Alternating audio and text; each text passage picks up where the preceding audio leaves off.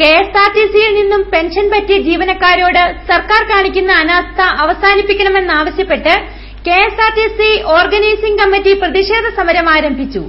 KSRTC bus സ്റ്റാൻഡിൽ നടന്ന സമരപരിപാടികൾ vice president K John ഉദ്ഘാടനം ചെയ്തു. 36% DA ഉടൻ അനുവദിക്കുക, പെൻഷൻ എല്ലാ മാസവും 5-ാം തീയതി തന്നെ വിതരണം ചെയ്യുക, സർക്കാർ പെൻഷൻകാരോട് കാണിക്കുന്ന അനങ്ങാപ്പാറ നയം അവസാനിപ്പിക്കുക എന്നീ ആവശ്യങ്ങൾ ഉന്നയിച്ചാണ് പ്രതിഷേധ സമരം നടത്തിയത്.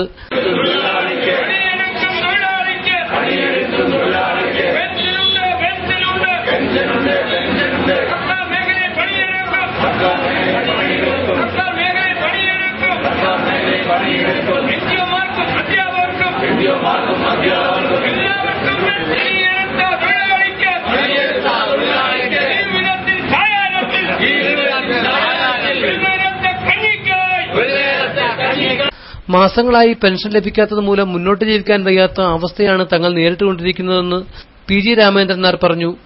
ഒരു തുടർച്ചയായിട്ട് നിശ്ചയ ദിവസം കൂടാതെ ബുദ്ധിമുട്ട് പെൻഷൻ കൊടുക്കാൻ താമസിക്കുന്നു. ഇപ്പൊ ഈ മാസം 15-ാം തീയതി ആയിട്ട് പെൻഷൻ കൊടുത്തില്ല. അത് 4 വർഷമായി തുടങ്ങിയിട്ട് പരിപാടി. ഇപ്പൊ പലവരെ ആൾക്കാരുണ്ട്, ഈ രോഗികളുണ്ട്, വൃദ്ധന്മാരടക്കം പറ്റിയ ആൾക്കാരുണ്ട്. ഈ ആൾക്കാർ ഇവിടെ പെൻഷൻ താമസിക്കുന്ന ഉദ്ദേശം തന്നെ വന്നുകൊണ്ട് കയറി പറഞ്ഞു ഇതിനകത്ത് മരിച്ച ആൾക്കാരുണ്ട്. പെൻഷൻ താമസിക്കാൻ രോഗികൾക്കാണ് രോഗികൾ വരുന്ന അരിഞ്ഞ് വീട്ടിൽ പോവാണ്. അത് ബുദ്ധിമുട്ടാണ്. എത്രയും പേര് പെൻഷൻ കിട്ടാനും പിന്നെ ഞങ്ങളുടെ ഈ പെൻഷൻ ഗവൺമെന്റിനെ കേട്ടുക പ്രധാനമായിട്ട് ഗവൺമെന്റിലേക്ക് ഞങ്ങൾ ഈ പെൻഷൻ കേട്ടിരുന്നു. പിന്നെ 50% DA കിട്ടാനുണ്ട്.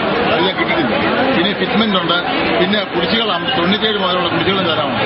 99 വരെയുള്ള പെൻഷൻ കിട്ടിയിട്ടില്ല. അത് എല്ലാവർക്കും ഈ പ്രധാന കാരണം ഞങ്ങൾക്ക് ഈ വിലയാണ്. ഇത്രയും താമസിത്രമായിട്ടുള്ള പെൻഷൻ കിട്ടില്ല. പിന്നെ ഈ പെൻഷൻ ഏറ്റെടുക്കുക എന്നുള്ള ഗവൺമെന്റിന്റെ നിങ്ങളുടെ പ്രധാന ഉദ്ദേശം. എന്നാൽ 50% DA നമുക്ക് കിട്ടില്ല. അത് കിട്ടും.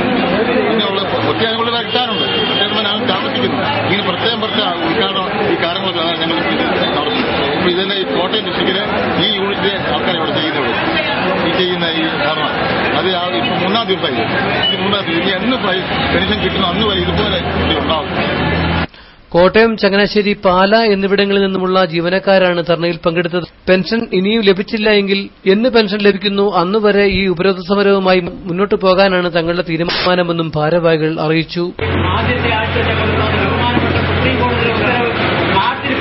ഞങ്ങളോട് ചോദിക്കാൻ ആരുമില്ലെന്ന അഹങ്കാരത്തിൽ പ്രവർത്തിക്കുന്ന രാജ്യത്തെ ഏറ്റവും കൊള്ളരുതാത്തവന്മാർ നയിക്കുന്ന പ്രസ്ഥാനമാണ് ഈ KSRTC എന്ന് പറയുന്നത്.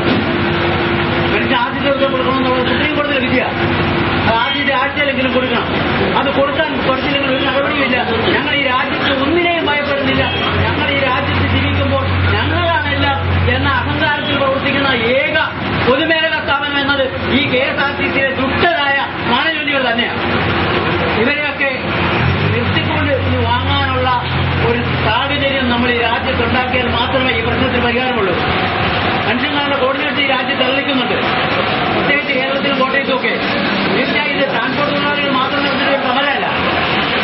പുതുതായി വിട്ടിരിഞ്ഞു വരുന്ന സാഹചര്യങ്ങൾ തൊഴിലാളികളുടെ ആണെങ്കിലും പെൻഷൻകാരുടെ ആയാലും മറ്റ് അധ്വാനിക്കുന്നവരുടെ ആയാലും എല്ലാ ആനുകൂല്യങ്ങൾ തട്ടിപ്പറിക്കണം എന്ന രീതിയിലുള്ള മുതലാളിത്ത സാഹചര്യം രാജ്യത്തും ലോകത്തുമാകെ ഉരുത്തിരിഞ്ഞു വരുന്ന ഒരു കാലഘട്ടത്തിലാണ് നമ്മളിങ്ങനെ സമരം ചെയ്യുന്നത്.